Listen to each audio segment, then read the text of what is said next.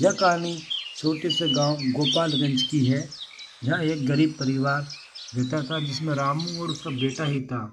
उसी गांव में एक लालची बेईमान सेठ भी रहता था जिसका नाम सुरेश था। रामू बहुत गरीब था, उसके पास खेती करने के लिए कोई भी जमीन नहीं थी, इसलिए उसने एक चाय की दुकान खोली। रामू चाय बहुत अच्छी बनाता था, इसलिए गांव के सारे लोग उसी की दुकान पर चाय पीने जाने लगे। धीरे धीरे रामू की चाय की दुकान फेमस हो गई। अब रामू की दुकान पर चाय पीने के लिए शहर से भी लोग आने लगे। रामू का बेटा स्कूल की छुट्टी होने के बाद दुकान पर आ जाता और अपने पापा के साथ दुकान पर काम करता। रामू की दुकान धीरे धीरे अच्छी चलने लगी, जिससे उसके आर्थिक हालात ठीक होने लगे।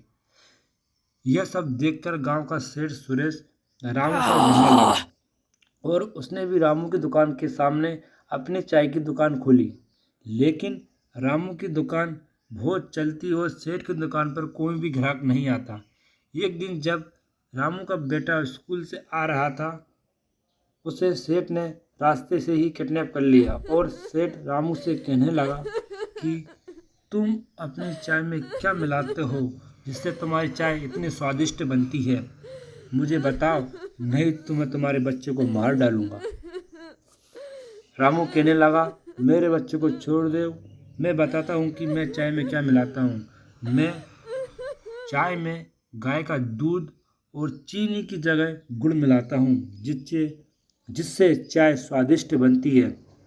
सेठ ने रामू के बच्चे को छोड़ दिया और दूसरे दिन से ही वह भी रामू की तरह चाय बनाने लगा।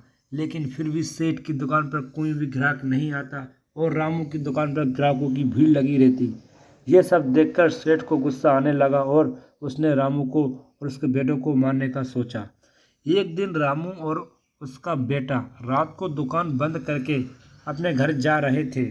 रास्ते में सेठ और उसके आदमी ने मिलकर रामू और उसके बेटों को मार डाला। अब रामू के सारे ग्राहक सेठ की दुकान पर जाने लगे। एक दिन उसी गांव का आदमी सेठ की दुकान पर चाय पी रहा था। उसी ने सेठ से पूछा, अरे भाई, ये रामू दिखाई नहीं दे रहा, काफ़ी दिनों से इसकी दुकान बंद पड़ी हुई है। सेठ यह सुनकर मन ही मन मुस्कुराने लगा।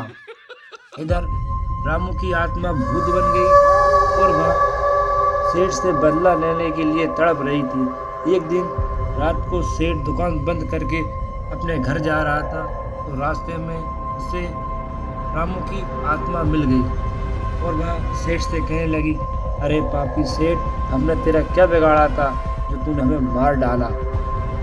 सेठ डर गया और सेठ वहां से भागने लगा। रामू की आत्मा ने उसे पकड़कर मार डाला। इससे रामू की आत्मा को शांति मिल गई और वह भगवान के पास चली गई। हमें इस कहानी से यह सीख मिलती है कि बुरे काम का हमेशा बुरा ही नतीजा होता है, इसलिए हमें हमेशा अच्छे काम करना चाहिए।